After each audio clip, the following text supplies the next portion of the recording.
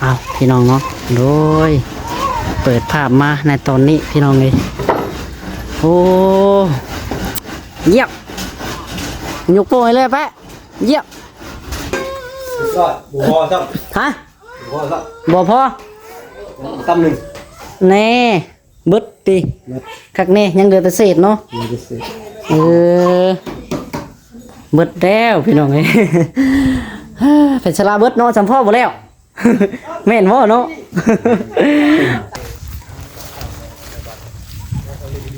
นี่แหละเฮือนอันนี้ยังว่าเฮือนรถไถสร้างเนาะเอามือเลยบ่ได้เอามาเลยตามนั่นแหละตามนั่นมาลูกกลับมาเถื่อมีทางใหม่ดิเดี๋ยวขึ้นโค้งหลังคาทางใหม่อีกมันต้องมีคนไปคนมาเนาะเครื่องเกิน3 มื้อแล้ว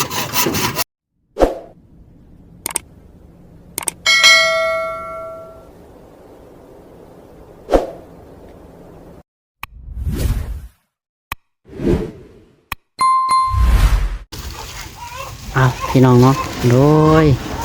เปิดภาพมาในตอนนี้พี่น้องเลยโอ้เยี่ยมยกโป้ยเลยแปะเยี่ยมเอาเสร็จกันแล้วงามพี่น้องเลย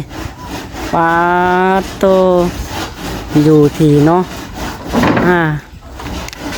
มันโมเมนต์เทียงได้พี่น้องบาทนี่เฮือนเราได้บาทนี่เนาะ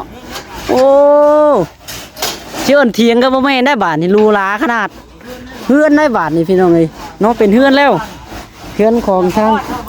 ป้าเพิ่นเนาะทางป้าเสิร์ชเพิ่นพี่น้องเลยผู้ที่มีพระคุณต่ออ้ายคำลาเพิ่นนะพี่น้องเนาะผู้ที่ดึงมาเบิ่งดึงมาเบิ่งพี่น้องเลยแล้วก็นึ่งข้าวนึ่งน้ำให้กินเนาะนี่แหละพี่น้องเลยคนดีของการเฮ็ดบุญกับคนเนาะก็จะได้รับสิ่งตอบแทนพี่น้องเลยเอาจังไรก็ได้ทักทายสบายดีเนาะสบายดีและสวัสดีเด้อพ่อแม่พี่น้องเบิดสุขุสู่คนพี่น้องแปะปิดบังลำนี่ปิดวิทยุหน่อยวิทยุเอาแฟนหน่อยโอ้พี่น้องโอเคเพราะว่าย่านช่องบินอยู่พี่น้องอันนี้ก็ยังเงินพอแห้งเรื่องแก้ช่องก็ได้เนาะโอ้มืดฟ้ามืดฝนมาเลยพี่น้องเลยหลังจากไอ้เพิ่นกลับเมื่อพี่น้องเนาะทางนี้ก็ยังบ่ทันเลิกทันนั่นนี่อยู่พี่น้องเลยบรรยากาศก็5 โมงแล้วได้เนาะ5 โมงแล้วได้พี่น้องเลยมีการอนามัยทางนี้ก็ได้พวกเครื่องจูดนะพี่น้องเนาะทางที่เหยื่อโอ้ฟูว้าโตเจ้าก็ได้เฮือนงามแท้บ้านนี่เนาะคักดีใจน้ำงามดีใจเนาะนี่แหละผลการตอบรับพี่น้องเนาะโครงการเฮ็ดดีกับคนเฮาพี่น้องเนาะเฮ็ดดีก็ได้ดีเนาะโอ้ดีใจน้ำเพิ่นพี่น้องดีใจน้ำป้าน้ำลุงเพิ่นเนาะนี่แหละโอ้งามมาดีเนาะแอมเรียบร้อยเนาะปิดโอ้รอเบิ่งก่อนเริ่มเบิ่งก่อนยังแต่บานประตูบ่ซื้อมาแล้วบ่ยังอยู่คิดว่ามีเพิ่นซื้อมาแล้วสะดอกคักแล้วพี่น้องคักแล้วเนาะงามแล้วเถียงนะเดี๋ยวว่าเฮือนเนาะเบิ่ละเถียงชิ้นได้พี่น้องเยอะแต่เถียงเฮือนของป้าเพิ่นพี่น้องป้าเสิร์ชเพิ่นเนาะโอ้ทางตะแปะเฮาโดยสบายดีเนาะกำลังกลับแล้วคิดว่า1 เข่าไอ้เพิ่นจะหรอกผมไม่เห็นบ่กำลังเห็นยืนใกล้คนเข่าพอแสนมาบ่มาเนาะโอ้โธ่ทางเทิงดิสะคือไปแม่ฮะคือเบิ่งนี่ยังบ่แล้วว่าสาแปะอุ้ยงามไรฮะ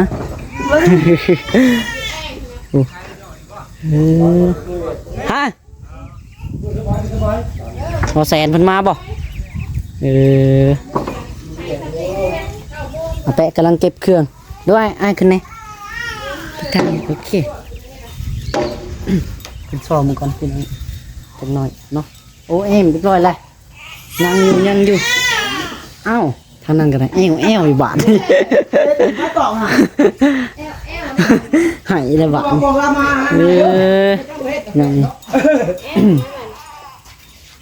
ทางป้าเป็นไปไหนจ้ะทางป้าเสิร์ฟเป็น ไปหัว ดิงงัวป่ะดิงงัวอยู่ทง รอดบ่พอซ้ ฮะ ำบ่พอซ้ บ่พอ ำตำหนึ่ง แน่เบิดปีคักแน่ยังเหลือแต่เศษเนาะ มีจะเสร็จ เบิดแล้วพี่น้องเอ้ย เป็นสลาเบิดเนาะจำพ่อบ่แล้ว แม่นบ่เนาะ ว่าสิได้กระทางให้กับทางตะรองกับบ่ได้จำพ่อเอ้ย มันไปอยู่ที่เก่า ปิดร้านไปบ้านแห้งคัก เข้าเส้นแค่ขนาด ยางไม่ได้กับเฮาจะได้เข้าซิโนอยู่ แม่นก็ว่าสิเข้าซิโนอยู่พี่น้อง เข้าซิโนกัน มีข่าวดีของพ่อได้เนาะ ทางเบิดครอบครัวแหละยังอีกพี่น้องเอ้ยยังอีกข่าวดีหนึงแต่ก็บ่ขอบอก FC ทางน้องหลาครอบครัวแหละฮู้เบิดแล้วเนาะเอาไว้แจ้ง FC ทีหลังแล้วกัน เลย เดี๋ยวไปมื้อหน้าเนาะอันนี้ก็มาหับเห็ดตัวนี้แล้วก่อนพี่น้องยังเห็ดของเฮาเนาะยังเข้าเวียกเฮาพี่น้องเอ้ยกะว่าจักมืออยู่นี่พอก าตามบอกก็บอกยังให้แต่สะบันประตูกับตัวนี้นะนี่อีกตำนึง ถ้าบานประตูมามื้ออื่นนี่เนาะ อื่นเลยพอค้านะปลาคนดีที่เกินคนตายเลย คนตายในบ้านบ่ ในขังเงินเฮา ขังเฮือนเฮาเองแล้ว เนาะ เนาะ เงินเฮาเลย สิบ่ได้มามื้อเนาะ มา โอ้น้องๆก็สิพากันอยู่ดำนาแล้วซะมื้อเขาบอกบ่ได้มาก็ได้ มามีแต่มือใหม่อยู่แล้ว มื้อใหม่เนาะบอกทางป้าเพิ่นเด้อบอกทางป้าเพิ่นเดี๋ยวน้องหลาสิบอกเนาะบอกทางเพิ่นไปเก็บข้างในแล้วบอกเครื่องของคนตอกคนตี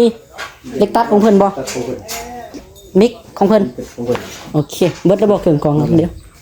ขอเช็คมันก่อนเล็กตัดตัวนี้ของเพิ่นบ่โอ้โอเคสะปะลุงกะลางก่อนพี่น้องเอ้ยลุงกะลางก่อนเนาะ เดี๋ยวเซ็นมาแล้วเนาะยืมสอด ฮะ มารอบค่ำเนาะมื้อนี้โอ้สบายดีเด้อน้องเด้อลงนี่ให้ลงนี่อ๊อบนี่ใส่เกือบพี่น้อง หาเกือบบ่เป็น เลย งามบ่บ่แม่นเถียงได้บ่ได้เฮือนได้เฮือนได้บ้านนี่เป็นเฮือนแล้ว เป็นเฮือนแล้วจับไปกับเขาดับนั่น บอกแล้วนะบอก เป็นเฮือนแล้วพี่น้อง จะนั่งเพลงก่อนเนาะเจ้าตุ๊ก ว่าสิ นี่แรกเนี่ยคุณมาวันไปทางบ้านนี่แรกมันมาทางบ้านก่อนเลย ตัวไรบาทเห็นยังนี่ เห็ดบนนั่งขับรถไฟ โอ้นี่แหละพี่น้องเอ้ยเฮือนรถไทยสร้างเนาะ ปวกแห่นมาเลยปวกแห่นมาแล้วพี่น้องเอ้ย บอกมาที่มาแต่พี่เหมือนไงนี่ เนาะ น่าจะแล้ว เอาพี่น้องเนาะ ตายแล้วทางคุณทางพี่ไม่ได้กินข้าวแล้วปีนี้บอก โอ้ทางคนกายพี่น้องเอ้ย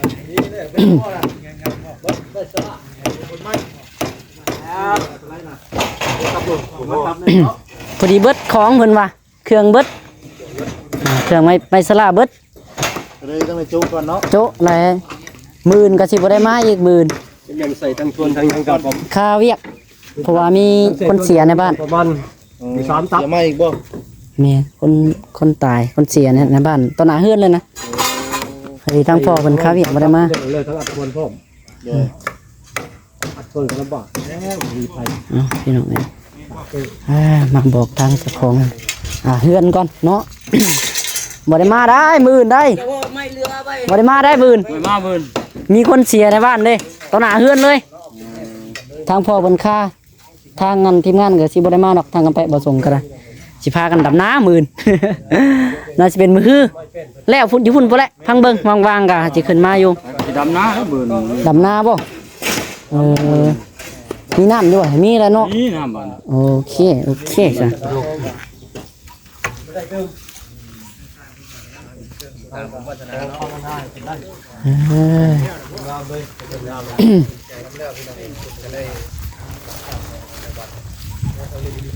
นี่แหละเฮือน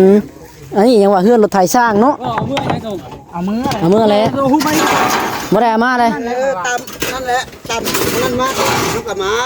เพื่อมีทางใหม่ดิ เดี๋ยวขึ้นโค้งหลังคาทั้งใหม่อีก มันต้องมีคนไปคนมาเนาะเครื่อง เกิน3มื้อแล้ว เฮ็ดไปเฮ็ดถ้าไม่เพชรพี่หมอกะ เนาะ เท่านั้นตลอด เกือบเป็นลมบ่ หยอกอยู่วัดโซมือไปไหม เอาได้หาชิมือฮอดเฮือนอยู่บ่บังเจ้าคำนวณเบิ่งดูตัวเลขนี่แปะเจ้าคำนวณตัวเลขเบิ่งดูฮะแต่ชิมือฮอดเฮือนอยู่บ่ เป็นไร โอ้จะเบิ่งแน่ถึงฟ้าพุ่นโอ้ ยังไงมันตก ย่ามันตกอยู่บ่ ย่างก็ได้ดำหน้ามือ เออ เต้มีโรงงานน้ำเนี่ยบ่ยาก บ่ย่าง อุ้ยคักหลายพี่น้องปุ๊บนะสายหุบในเพาะโอเคขับเร็ว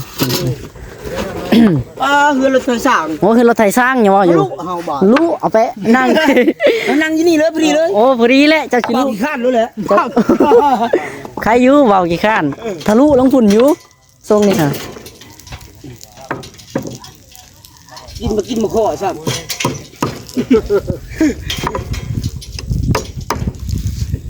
น้ำซึมมันเลยบ่อยู่ ปดเอ้า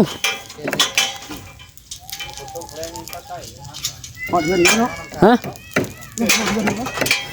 มาก่อน ฮอดจะได้ไกลฮอดเฮือนแล้วเนาะ ชิงรถพอแห้งเนาะรถไถก็เลยชิงกะชิงลายพอแห้งเฮือนคุเอาอีกแล้ว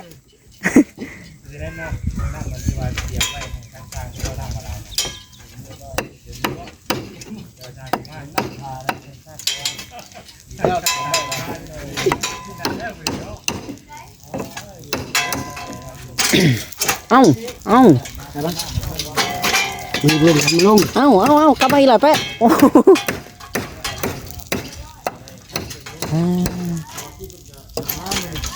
อย่างนี้ เติม อยู่รอเรียบร้อยบัด ขัดแล้วเนาะ มือเดียว คักขึ้นงานเนาะฮะ งานเลยบ่ เช็คข้างในเด้อไอ้แปะเด้อ เพราะว่าอันนี้จะได้แก้ตาเอง เออแกกล้าเอาเนาะ เอาแก้ งานเลยก็ได้ เอาเครื่องไปเพื่อนก็ได้ช่างกับ โอ้ยาแล้วดำนามือหนู ดับนาเด้ เจ้าก็เอาก่อนนะคนลูกคิดว่าสิยังไง เอาอยู่นะก็ได้โอ้ยยากแล้วพอละ โอ้ยจะเก็บเอง เพราะว่าลูกเก๋เงินรถเอารถเวียด ว่าน้ำนาแล้วจะแปลงเถียงเนี่ย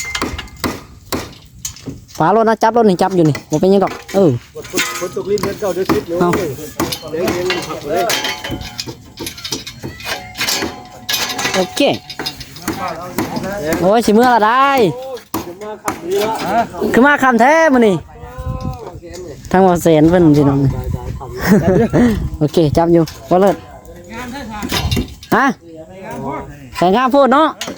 โอ้ยบ่ได้แล้วจ้ะ ใช่กี่ไร่แค่นี้ได้มาใหม่เนาะ ใส่งามโพดบ่ได้มาแล้วเดี๋ยวนี้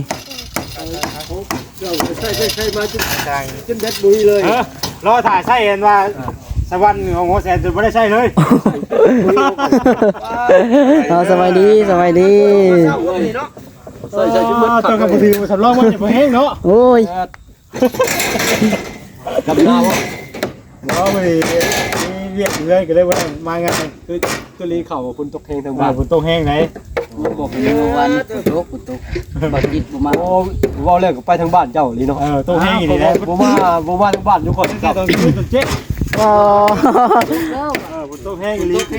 เอาคักเนาะ ว่ามันบ่มาฮอดบ้านทุกคนบ่มันที่บ้านฮอดเด้อ ไม่มีน้ำรับอ่ะไม่ได้ว่าพี่บอก คือมาฮอดที่บ้านเก่งกูทางบ้านบ่มีผม ฝนตกแห้ง เดี๋ยวเก่งนี้ ตั้งอยู่นั่น มาทางเสียเมื่อสินะ เลย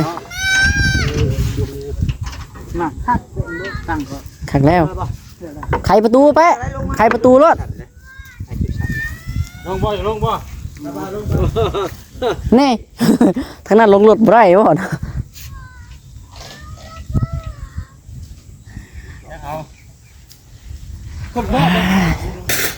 ไอ้คนตีเด้ จังไหนเฮาบ่พอ จังใดจังใด เม็ดยังอันนึง ของเมื่อแล้ว ฮะเอามือบ่ เม็ดสีดำกับขวดสีอันนึง พี่น้องนี่ พอเลยคนเม็ด คน หั ดี วเฝ้านี่เนาะว่าสิอยู่รอถ่าถ่ายว่าสิถ่ายคลิปถามไม่ได้ก็คือสิบ่ได้รับพี่น้องเลยมีแต่อัปเดตเบิ่งนำกันแบบนี้แหละเนาะเดี๋ยวสิจบคลิปบัดนี้พี่น้องเลยขอตัวกลับเมื่อก่อนเนาะ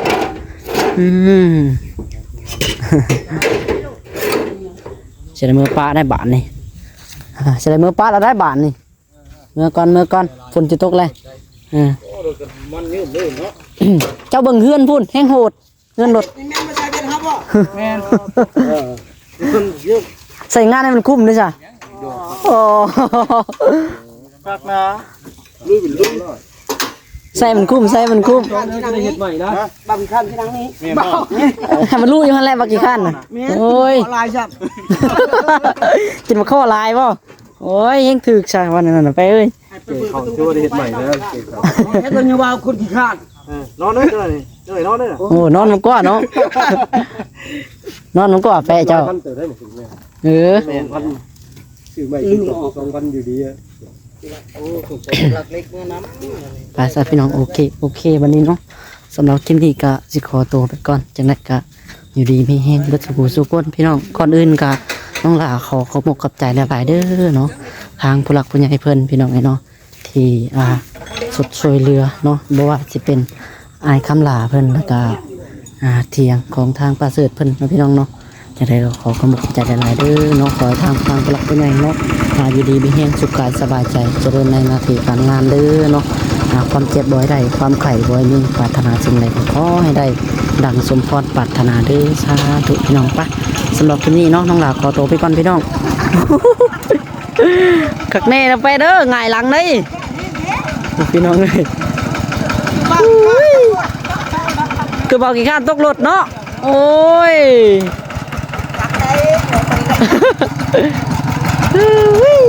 ทีมงานเอาขอตัวกลับเมื่อพี่น้องบัดนี้สำเร็จแต่ก็บ่สำเร็จปานใดพี่น้องเครื่องไม่สลาเบิดเนาะไม่สลาบ่พอพี่น้องเอ้ยบ่พออีกตับหนึ่งว่าซั่นยังรอแค่บันประตูกับอาไบสลาเข้าจักหน่อยพี่น้องแล้วก็แล้วเนาะสำหรับเถียงของปลาเสิร์ชเพิ่นพี่น้องเอ้ยไปโอเคบัดนี้สำหรับคลิปนี้ก็ขอตัวไปก่อนพี่น้องเนาะบ๊ายบายสบายดี